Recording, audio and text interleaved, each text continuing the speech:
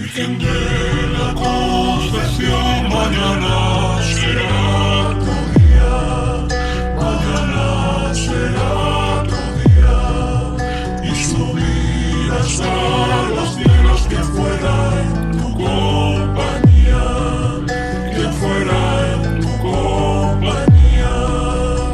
Ardía la zarza y la zarza ardía, y no se quemaba la Virgen María, y no se quemaba la Virgen María. Ardía y ardía, ardía y ardió la Virgen María, doncella y parió, la Virgen María, doncella y parió. ¿Cómo pudo ser?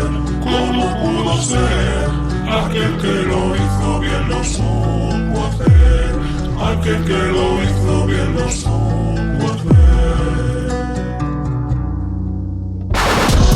Volvemos para celebrar tu día. El descenso no es sencillo, es un trayecto complicado, pero me orientará tu día. No me abandones, María, vengo lleno de silencio. ¿Cómo pagar tu compañía si no sé ponerle precio?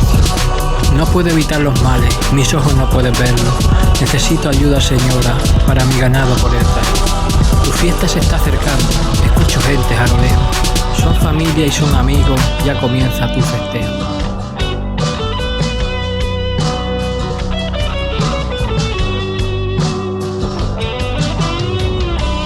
En la oscuridad se adivinan luces, las retamas brillan encendidas. Podrías verlo con tristeza, yo lo veo con alegría. Mis amigos de chiquito, con lo que jugaba a los bolindris, han encendido las antorchas para que no me salga de la lindi.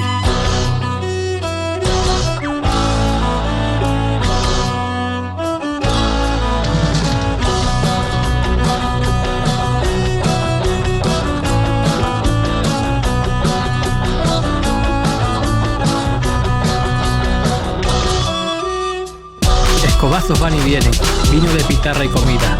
Hoy cantaremos a la Virgen y a la Vida.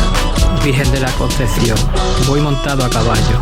Ahora llevo tu estandarte y haré de mi capa un sallo.